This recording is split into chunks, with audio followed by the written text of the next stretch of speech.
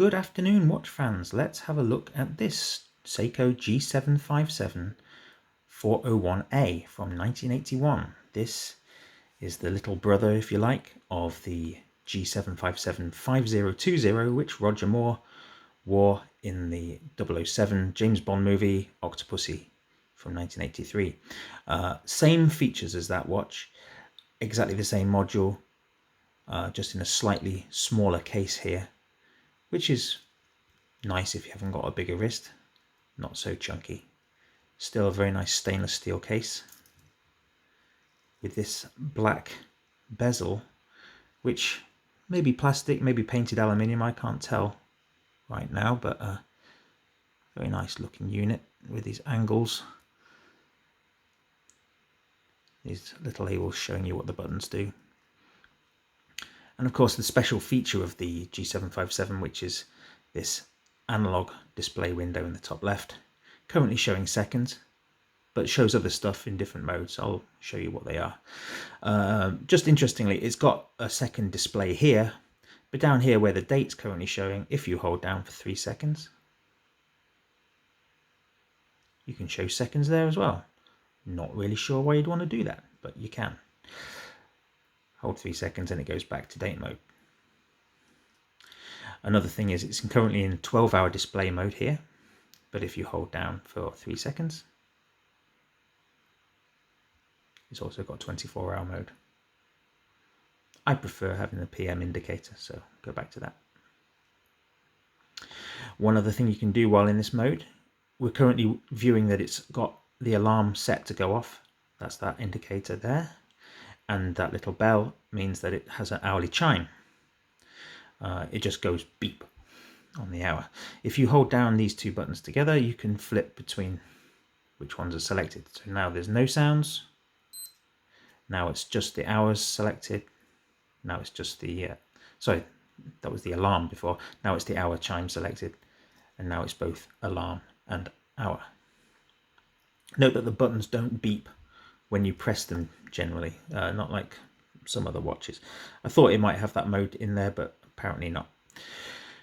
One final thing, if you hold these two buttons together, you'll see a little demo of what happens when the alarm goes off.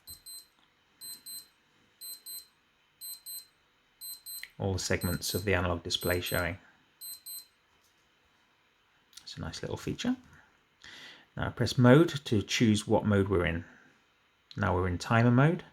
This mode lets you set a minute timer to boil an egg. You choose how many minutes by pressing this button. So 1, 2, 3,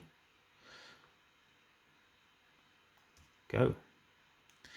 And as you can see, the seconds count down, then the minutes tick down, and when it finally ends, it just gives a big old beep.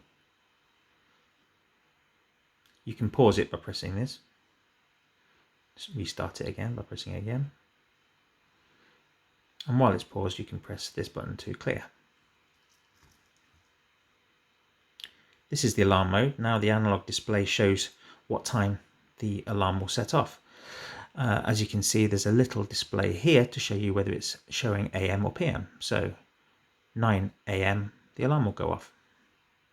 And you can use this button to choose to set the time. 10 o'clock, 11, now going into the PM. Press that button and now you can choose the minutes that the alarm goes off. 5 past 3 in the afternoon. Press this button again. Now we're in dual time mode. So now the analog display will show us with hours, minutes and seconds a second time. And you can again press this button to choose what hour to show. So now we're showing 3 AM, 4, 5, 6, 7, 8, 9, 10, 11, 12. Let's show 2 PM. And you can also choose what the minutes are going to be showing in this second time zone, which is a bit weird. But some time zones are out by 30 minutes instead of on the hourly interval. So presumably there's some reason why you'd want to have a strange minute selected. There we go. Showing a different time zone. Here's the stopwatch, and you press this button to start the chronograph, this same button to pause it. You can restart it. You can go in lap mode by pressing this button, so it's remembered the last lap, and press it again to show where you're currently at. And once it's paused, you press this button to reset.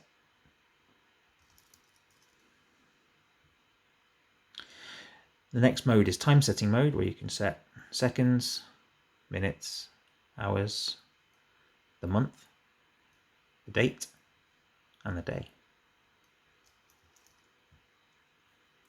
Finally, back to time mode. What else can I show you? This button here shows you the light.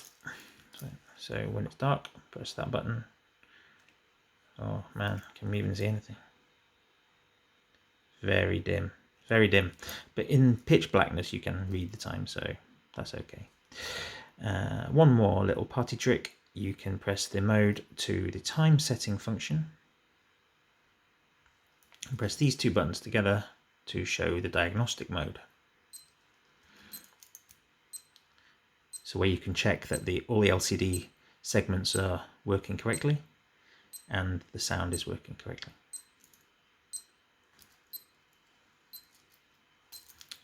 Press this button to get out of it. Okay, and that's that. So these modules, they are a bit flaky. There's many reports of them just dying on you.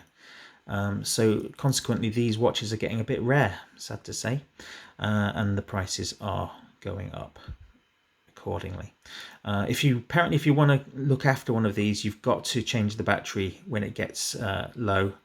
Apparently the display will start to flash to show you that the battery is low, and if you aren't in a position to get a new battery in there, you should take the old battery out, because it's just apparently they don't like it having a low battery in there for a long period of time.